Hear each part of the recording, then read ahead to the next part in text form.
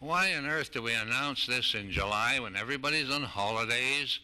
It sounds like another sneaky Transport Canada ploy. This is very hasty, very craftily done, and we object.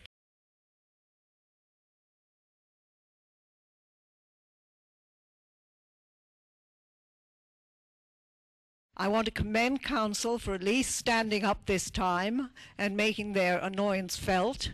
In the last episode, they rolled over and played dead with horrible circumstances lasting for 25 years and many people hurt unnecessarily.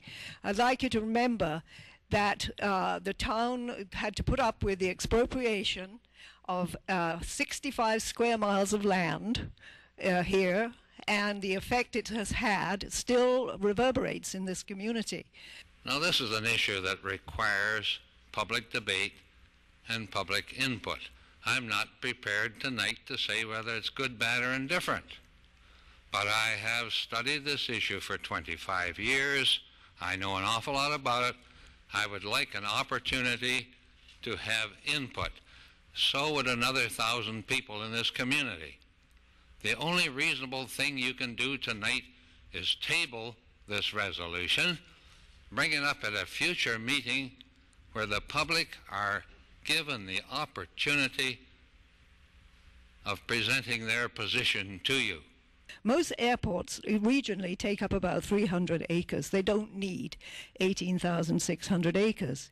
And there's no reason why, as that's Class 1 agricultural land, that they couldn't go back to farming, not under the auspices of the Ministry of Transport, but under the conditions of the town of Pickering. When the airport was expropriated, it was marvelously productive farmland, supplying stuff to Toronto, not only corn. So you're saying and that we've it's seen less the now. Deterioration of the barns. All of the drainage is gone. Are less now? Pardon? Yeah. Well, so there may there's be less more. yield? There may be more corn, but there's certainly not more farming. There's much less farming. The fact is that if the town were to say, "Look, leave us 300 acres, and we'll see a regional airport there, possibly in 50 years or whatever," but the rest should go back into private ownership and farming, that would be more to the point. And I urge you all not to make any decisions to recommend an airport until Council sets up public forums and open dialogue with residents and other interested parties. I'm not going to spout facts and figures. We've got experts who can do that much better than I will. But I want to share with you my personal story. My childhood was spent growing up in Greenwood. It was idyllic. So ideal that when I had children of my own, this was the place my husband and I chose to raise our own young children. In fact, both my brother and sister reside in the area with their families, and my parents have happily remained.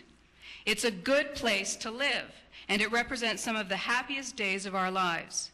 An airport will destroy this way of life, our sense of community, the environment. It will devalue our properties and eliminate our history. Where I live on the 6th concession, I am approximately 5 to 6 miles from the center of the airport. This means that when I put on my gardening gloves and putter in my perennial garden, I will have aircraft flying over at 1,800 to 2,000 feet.